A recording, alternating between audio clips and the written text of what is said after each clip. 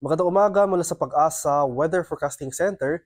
Ito na ang ating update sa magiging tayo ng panahon sa susunod na 24 oras. Tuloy pang lumakas ang epekto ng northeast monsoon o yung malamig na hanging amihan at ngayong araw naapektuhan na ito ang malaking bahagi ng Luzon. Samantala, easterlies pa rin o yung mainit na hangin galing sa Karakatang Pasipiko ang siya namang umiiral sa buong Visayas at sa Mindanao.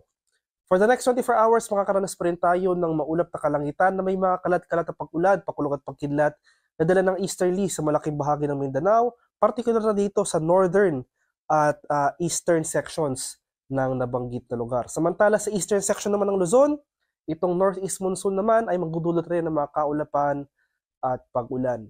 Sa nalalabing bahagi ng ating bansa ay maaliwalas na panahon na ating inaasahan, generally fair weather conditions, may chance pa rin ng mga isolated light rains o yung mga pag-ambon na dala ng amihan sa Metro Manila and the rest of Luzon, at chance naman ng localized thunderstorms o yung mga biglaan at panandaliang buhos ng ulan sa buong Visayas at sa nalalabing bahagi ng Mindanao.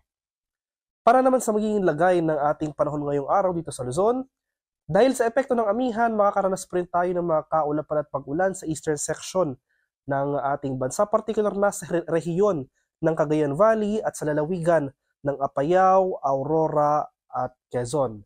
Metro Manila and the rest of Luzon ay generally maaliwalas sa panahon nga ang ating inaasahan. Maganda pa rin tayo sa mga tsansa ng pag-ambon na dala ng amihan. Sa bahagi naman ng Palawan, sa buong Visayas at Mindanao, sa Palawan magpapatuloy rin itong maaliwalas sa panahon. Asahan pa rin natin yung mga tsansa ng pag-ambon na dala ng amihan o yung mga isolated light rains. Buong Visayas, magpapatuloy itong mainit at maalinsangang panahon. May tsansa pa rin ng mga thunderstorms kadalasan sa hapon hanggang sa gabi. Sa Mindanao, sa mga rehiyon ng Zamboanga Peninsula, Northern Mindanao, pati na rin sa mga area ng Caraga at Davao Region, posible tayong makaranas ng maulap na kalangitan na may mga kalat-kalat na pag-ulan, pakulog at pagkidlat. Ngayong madaling araw pa lamang, may mga naobserbahan na tayong pag-ulan na dala na itong easterlies sa ilang areas ng Northern Mindanao, Caraga at Davao Region. Asahan natin, pagsapit ng tanghali, mas rarami pa yung mga areas na makakaranas ng kaulapan. Posibleng bumagsak yung mga pag-ulan ng kaulapan na ito pagsapit ng hapon hanggang sa gabi. Kaya patuloy tayong maging handa at alerto sa mga banta ng biglang pagbaha at pagguho ng lupa.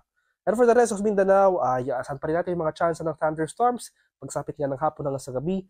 Ngunit generally fair weather conditions ang ating inaasahan sa buong araw. At sa kalagay naman ng ating karagatan, may gale warning pa rin tayo nakataas sa dagat baybay ng Batanes, kaya sa ating mga kababayang mangingisda at may mga maliliit na sasakyang pandagat sa area ng Batanes, kung maaari ay huwag po muna tayong pamalaot dahil posible pa rin nating maranasan itong maalon hanggang sa napakaalong karagatan na dala ng hanging amihan.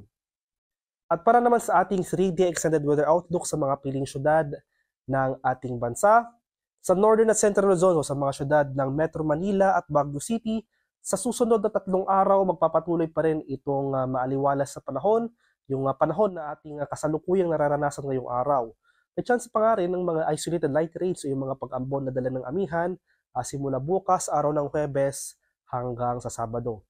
Sa bahagi naman ng Southern Luzon, particular na sa area ng Kabikulan, magpapatuloy rin yung partly cloudy to cloudy skies na may chance ng light rains bukas araw ng Huwebes, ngunit pagsapit ng Biyernes hanggang sa Sabado, so sa mga dates ng January 5 o January 6, posible nating maranasan yung epekto ng shear line o yung pagsasalubong ng mainit at malamig na hangin. Kaya asahan natin ang mataas sa tsansa ng kalat-kalat na pag-ulan na may pagkulog at pagkidlat. Posible itong magdulot ng mga flash floods at landslides, lalong-lalo na kung tuloy-tuloy ang pag-ulan na mararanasan. Sa bahagi naman ng Visayas ay magpapatuloy rin itong magandang panahon. Maganda pa rin tayo sa mga tsansa ng isolated rain showers or localized thunderstorms. Sa Metro Davao naman at Mindanao in general, starting tomorrow, araw ng Huwebes, ay magpapatuloy na or posible na nating maranasan ang generally improving weather conditions. May chance pa rin ng mga isolated rain showers or thunderstorms kadalasan sa hapon hanggang sa gabi, pero as compared sa mga pag-ulan na ating naranasan sa mga nakarang araw, ay posible nang mabawasan yung epekto o yung mga pag-ulan na dala ng easterlies sa nabanggit na lugar. Ang haring araw dito sa Kamaynilaan ay sisikat mamayang 6:22 ng umaga at lulubog naman mamaya sa ganap na 5:39 ng hapon. At para sa karagdagang impormasyon tungkol sa ulat panahon, lalong-lalo na sa mga rainfall or thunderstorm advisories na posibleng i-issue ng ating Pag-asa Regional Services Division sa ating mga lokalidad, ay i-follow kami sa aming social media accounts at DUST_Pag-asa. Mag-subscribe na rin kayo sa aming YouTube channel sa DUST Pag-asa Weather Report at palaging bisitahin ang aming official website sa pag-asa.dust.gov.ph. At yan lamang po ang latest mula dito sa Pag-asa Weather Forecasting Center. Magandang umaga sa ating lahat. Ako po si Dan Villamil Lagulat.